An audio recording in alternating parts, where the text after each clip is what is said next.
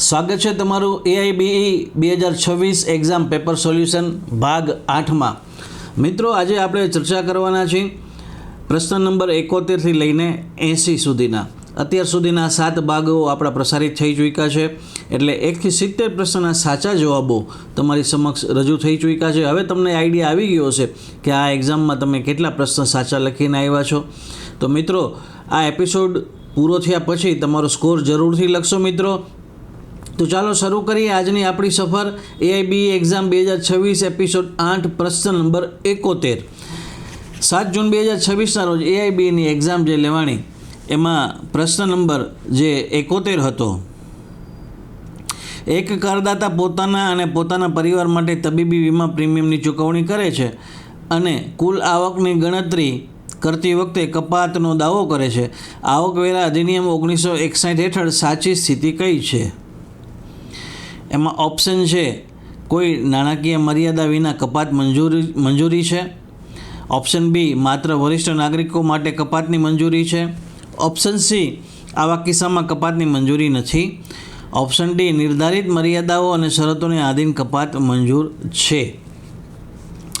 મિત્રો આનો જવાબ છે ઓપ્શન ડી, નિર્ધારિત મર્યાદાઓ અને શરતોને આધીન આ જે કપાત છે એ મંજૂર છે। ઇન્કમટેક્સ એક્ટ 1961ની જે કલમ છે ACD, એમાં કોઈ પણ કરદાતા છે પોતાના અને પરિવારના હેલ્થ ઇન્સ્યોરન્સ માટે જો પ્રીમિયમ ભરે તો તેને સેક્શન 80D હેઠળ છે એ ડિડક્શન મળે છે, કપાત મળે છે। પરંતુ આ કપાત જે છે એ અમર્યાદિત હોતી નથી, તેમાં ઉંમર અને સંજોગો મુજબ અમુક કપાત છે એને નિર્ધારિત મર્યાદામાં લાગુ કરવામાં આવે છે। જેમ કે સામાન્ય નાગરિક હોય તો ₹25,000 સુધીનું જો પ્રીમિયમ હોય તો એ બાદ મળે છે, અને સિનિયર સિટીઝન હોય તો ₹50,000ની મર્યાદામાં એને બાદ મળે છે। મિત્રો એના પછીનો 72મો પ્રશ્ન છે, દહેજ પ્રતિબંધ અધિનિયમ 1961 હેઠળ દહેજ આપવા અથવા લેવા બદલ ઓછામાં ઓછી કેટલી જેલની સજા નિર્ધારિત કરવામાં આવી છે? આનો મિત્ર સાચો જવાબ છે 5 વર્ષથી ઓછી નહીં, option D, not less than 5 years। Dowry prohibition act section 3 છે, એમાં દહેજ લેવા અથવા આપવા બદલ આ કાયદાની કલમ 3 હેઠળ લઘુત્તમ સજા છે એ 5 વર્ષથી ઓછી નહીં, એટલે કે નોટ લેસ ધેન 5 years, અને સાથે સાથે ₹15,000નો દંડ પણ આમાં નક્કી કરવામાં આવેલો છે। મિત્રો એના પછીનો 73મો પ્રશ્ન છે, કુદરતી ન્યાયના નિયમો અર્ધન્યાયિક કાર્યોની પ્રવર્તમાન વ્યાખ્યાની સાંકડી સીમા સુધી સીમિત ન હતા। આ સિદ્ધાંત કયા કેસમાં ઘડવામાં આવ્યો હતો? ઓપ્શન એ AK ક્રાયપાક વિરુદ્ધ ભારતીય સંઘ AIR 1970 SC 150। Option B Ridge વિરુદ્ધ Baldwin 1964 AC 40। Option C Mardana mosque trustees વિરુદ્ધ Mahmud 1967 1 AC 13। Option D Conway વિરુદ્ધ રીમર 1968 AC 910।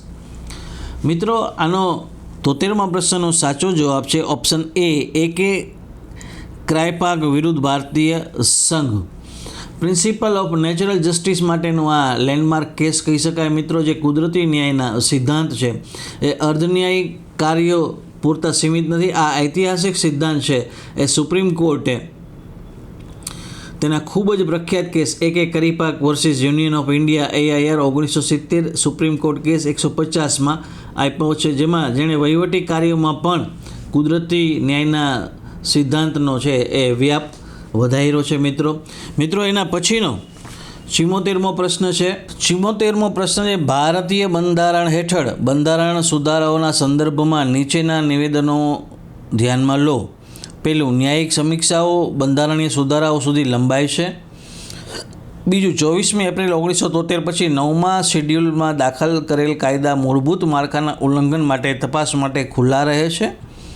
ત્રીજું, આર્ટિકલ 368 હેઠળની સંસદની સુધારો કરવાની સત્તા અમર્યાદિત છે। ઉપરનામાંથી કયું નિવેદન સાચું અથવા તો સાચા છે? ઓપ્શન એ પહેલું અને બીજું, ઓપ્શન બી બીજું અને ત્રીજું, ઓપ્શન સી માત્ર પહેલું, ઓપ્શન ડી પહેલું બીજું અને ત્રીજું. મિત્રો આ પ્રશ્નનો સાચો જવાબ છે ઓપ્શન એ, પહેલું અને બીજું. મિત્રો આ 74માં પ્રશ્નનો સાચો જવાબ છે option A. Constitution of India judicial review આ વિધાન સાચું છે કારણ કે બંધારણીય સુધારા ઉપર ન્યાયિક સમીક્ષાને પાત્ર છે. વિધાન બીજું પણ સાચું છે કારણ કે કેશવાનંદ ભારતી કેસ 24 એપ્રિલ 1973 પછી 9મા શેડ્યુલમાં મૂકેલા કાયદાઓ જો મૂળભૂત માળખા એટલે કે બેઝિક સ્ટ્રક્ચરનો ભંગ કરે તો તે ન્યાયિક તપાસ થઈ શકે છે. અને વિધાન ત્રીજું છે એ ખોટું છે કારણ કે સંસદની બંધારણ સુધારવાની સત્તા છે એ અમર્યાદિત નથી. આથી સાચો વિકલ્પ એ એટલે કે પહેલું અને બીજું વિધાન છે એ સાચું છે મિત્રો. એટલે આનો જવાબ આવશે option A. Keshavananda Bharati case છે એના ઉપરથી બેઝિક સ્ટ્રક્ચર ડોક્ટ્રીન છે એ લેટ ડાઉન થયો છે. આ કેસમાં સુપ્રીમ કોર્ટે એ પ્રિન્સિપલ લેટ ડાઉન કર્યો છે કે સંસદને બંધારણમાં સુધારા કરવાની સત્તા છે પરંતુ અમર્યાદિત સત્તા નથી. એના બેઝિક માળખામાં છે, બેઝિક સ્ટ્રક્ચરમાં કોઈ ફેરફાર સંસદ છે કરી શકતી નથી બંધારણના બેઝિક સ્ટ્રક્ચરમાં. મિત્રો એના પછીનો 75મો પ્રશ્ન છે પર્યાવરણ સુરક્ષા અધિનિયમ 1986ની સેક્શન 3(2) હેઠળ કેન્દ્ર સરકારની સત્તામાં નીચેમાંથી શેનો સમાવેશ થતો નથી? ઓપ્શન એ, પર્યાવરણ પ્રદૂષણને રોકવા, નિયંત્રિત કરવા અને ઘટાડવા માટે રાષ્ટ્રવ્યાપી કાર્યક્રમનું આયોજન અને અમલીકરણ. ઓપ્શન બી, પર્યાવરણની ગુણવત્તા માટે તેના વિવિધ પાસાઓ, ધોરણો નિર્ધારિત કરવા. ઓપ્શન સી, પર્યાવરણના પ્રદૂષણને સંબંધિત બાબતોના સંબંધમાં માહિતી એકત્રિત કરવી અને તેનો પ્રસાર કરવો. ઓપ્શન ડી, પર્યાવરણ પ્રદૂષણની સમસ્યાને સંબંધિત તપાસ અને સંશોધન હાથ ધરવા અને પ્રાયોજિત કરવા. મિત્રો આ 75મો જે પ્રશ્ન છે એનો સાચો જવાબ છે ઓપ્શન એ, પર્યાવરણ પ્રદૂષણને રોકવા, નિયંત્રિત કરવા અને ઘટાડવા માટે રાષ્ટ્રવ્યાપી કાર્યક્રમોનું આયોજન અને અમલીકરણ. એન્વાયરમેન્ટ પ્રોટેક્શન એક્ટ છે એ 1986 જે આ કાયદાની કલમ 3(2) હેઠળ કેન્દ્ર સરકારને પર્યાવરણ પ્રદૂષણને રોકવા, નિયંત્રિત કરવા અને ઘટાડવા માટે રાષ્ટ્રીય સ્તર વ્યાપી કાર્યક્રમોનું આયોજન અને અમલીકરણ એટલે કે પ્લાનિંગ અને execution of a nationwide programme કરવાની એને સત્તા આપે છે. મિત્રો એના પછીનો 76મો પ્રશ્ન છે પારસી લગ્ન અને છૂટાછેડા અધિનિયમ 1936 હેઠળ કઈ અવધિ માટે ભરણ પોષણ આપી શકાય છે? ઓપ્શન એ, 10 વર્ષથી વધુ ન હોય એવી નિશ્ચિત અવધિ માટે. ઓપ્શન બી, માત્ર મહત્તમ 5 વર્ષ માટે. ઓપ્શન સી, વાદીના જીવન પર્યંતથી વધુ ન હોય એવી અવધિ માટે. ઓપ્શન ડી, માત્ર રજિસ્ટ્રાર દ્વારા નિર્ધારિત અવધિ માટે. મિત્રો આનો સાચો જવાબ છે ઓપ્શન સી, વાદીના જીવન પર્યંતથી વધુ ન હોય એવી અવધિ માટે.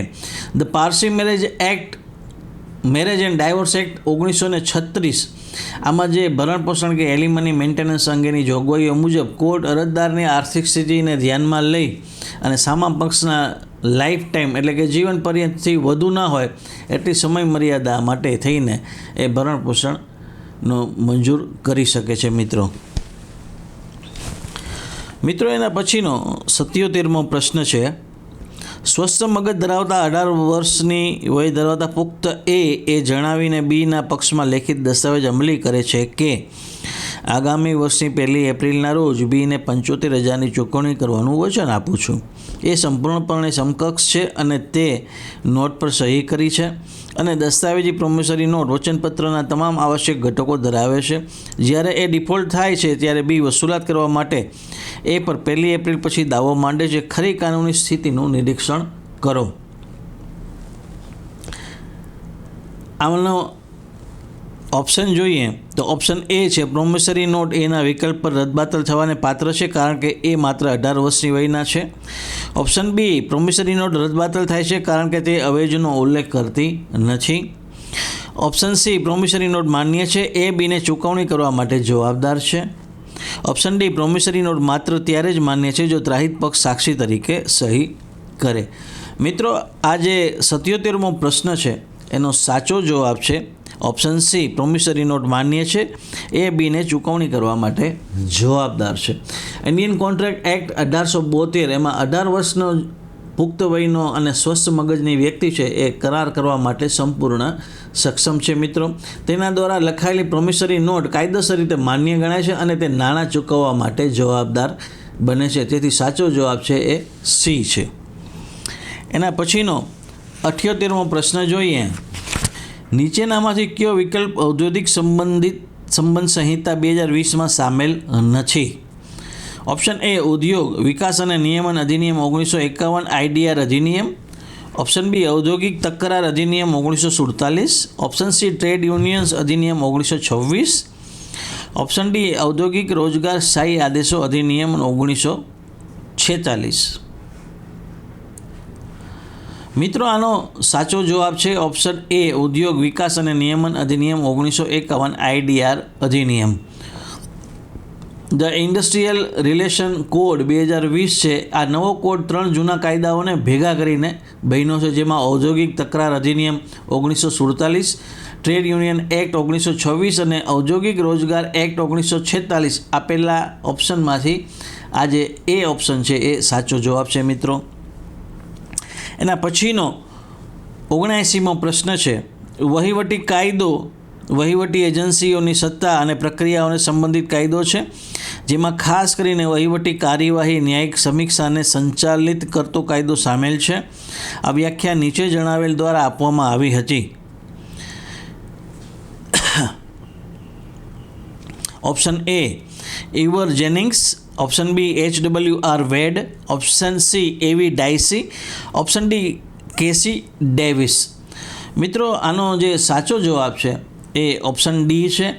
એડમિનિસ્ટ્રેટિવ લો ડેફિનેશન છે વહીવટી કાયદો એ વહીવટી એજન્સીઓની સત્તા અને પ્રક્રિયાઓને સંબંધિત કાયદો છે, જેમાં ખાસ કરીને ન્યાયિક સમીક્ષાનો સમાવેશ થાય છે. આ પ્રખ્યાત વ્યાખ્યા વહીવટી કાયદાના મહાન અમેરિકન વિદ્વાન કેસી ડેવિસ દ્વારા આપવામાં આવી હતી મિત્રો. એના પછીનો 80મો પ્રશ્ન છે. સિવિલ પ્રક્રિયા સંહિતા 1908 હેઠળ જ્યાં મુકદ્દમો એવી વ્યક્તિ સામે દાખલ કરવામાં આવે છે જેમને પછીથી ખોટી રીતે પ્રતિવાદી તરીકે સામેલ કરવામાં આવ્યા છે, તો અદાલત નીચેની બાબત કરી શકશે. વાદીને નવો મુકદ્દમો દાખલ કરવાનો નિર્દેશ આપશે, યોગ્ય પ્રતિવાદીને બદલવા અથવા ઉમેરવાની મંજૂરી આપશે. ઓપ્શન સી પક્ષોના ખોટા સંયોજન આધાર પર ફરિયાદ પરત કરશે. ઓપ્શન ડી મુકદ્દમો નિભાવવા યોગ્ય ન હોય તો તે રીતે રદ કરવામાં આવશે. મિત્રો આ જે 80મો પ્રશ્ન છે એનો સાચો જવાબ છે ઓપ્શન બી યોગ્ય પ્રતિવાદીને બદલવા અથવા ઉમેરવાની મંજૂરી આપશે. મિત્રો CPC order 1 rule 10 misjoinder of parties. જો કોઈ સિવિલ મુકદ્દમામાં ભૂલથી કોઈ ખોટી વ્યક્તિને પ્રતિવાદી એટલે કે ડિફેન્ડન્ટ તરીકે જોડવામાં આવી હોય તો અદાલત છે વાદીનો દાવો રદ કરવાને બદલે યોગ્ય પ્રતિવાદીને બદલવાની અથવા સાચા પક્ષકારને ઉમેરવાની મંજૂરી જે એ ઓર્ડર 1 રૂલ 10 હેઠળ આપી શકે છે. તો મિત્રો આજે આપણે આ ભાગમાં પ્રશ્ન નંબર 71થી લઈ અને પ્રશ્ન નંબર 80ની ચર્ચા કરી. મિત્રો આવતીકાલે 9:30 ટકોરે આપણે પાછા મળશું ભાગ 9 સાથે, જેમાં આપણે પ્રશ્ન નંબર 81થી પ્રશ્ન નંબર 90ની ચર્ચા કરવાના છીએ. હવે મોટાભાગના પ્રશ્નો એટલે કે પ્રશ્ન 1 થી 80ના જવાબો તમારી સામે આવી ગયા છે અને તમને ખ્યાલ આવી ગયો છે કે તમારા કેટલા જવાબો સાચા છે. કોમેન્ટ બોક્સમાં તમારો જવાબ લખવાનું ભૂલશો નહીં મિત્રો. અને સાથે સાથે મિત્રો હવે આપણે એક જે વિદ્યાર્થી મિત્રો છે, જે જુનિયર વકીલ મિત્રો છે કે જેને આપણું ભારતનું બંધારણ છે એ જાણવામાં જેને ખૂબ જ રસ છે અને બંધારણની શરૂઆત ક્યાંથી થઈ, બંધારણ ઘડવાની કે વિચાર ક્યાંથી આવ્યો, કેવી રીતના અમલી થયો અને ત્યારબાદ તબક્કાવાર બંધારણમાં કેવી રીતના શું સુધારા કરવામાં આવ્યા એને લગતા લેન્ડમાર્ક જજમેન્ટ, આ આખી એક આપણે સિરીઝ ચાલુ કરી છે મિત્રો, જેનું નામ છે બંધારણ 3 મિનિટમાં, જેના વિડીયો દર સોમવાર, ગુરુવાર અને શનિવારે રાતના 9:30 વાગે એના ભાગો પ્રસારિત થાય છે મિત્રો. તો અત્યાર સુધીના લગભગ ઘણા ભાગો પ્રસારિત થઈ ચૂક્યા છે, 3 થી 4 ભાગો પ્રસારિત થઈ ચૂક્યા છે. આનું પ્લેલિસ્ટ પણ આપણે કાયદાની વાતો યુટ્યુબ ચેનલમાં અલગથી બનાવેલું છે, ફેસબુક પ્રોફાઇલમાં પણ આનું પ્લેલિસ્ટ છે આપણે બંધારણ 3 મિનિટમાં એનું પ્લેલિસ્ટ પણ બનાવેલું છે. આપ આ પ્લેલિસ્ટ છે એ સેવ કરી લેશો, જેથી કરીને આ બંધારણની આખી સમજ છે એ આપણે આ સિરીઝમાં આપવાના છીએ. જેથી કરીને આ બંધારણને લગતા જો કોઈ પ્રશ્નો છે જ્યુડિશરીમાં પૂછાય અથવા તો AIB એક્ઝામ છે, ક્લેટની એક્ઝામ છે, આવી તમામ એક્ઝામના પ્રશ્નો પણ આ બંધારણમાંથી આવરી લેવામાં આવશે આ સિરીઝમાં. તો જોવાનું ચૂકશો નહીં અને આ પ્લેલિસ્ટ સેવ કરવાનું ચૂકશો નહીં મિત્રો. આવતીકાલે 9:30 ટકોરે ફરી પાછા આપણે નવા ભાગ સાથે ભેગા થશું. ત્યાં સુધી મને રજા આપશો. પોતાનું ખૂબ જ ધ્યાન રાખજો. Take care. જય હિન્દ. આવી જ રસપ્રદ અને ઉપયોગી માહિતી માટે કાયદાની વાતો સાથે જોડાયેલા રહો.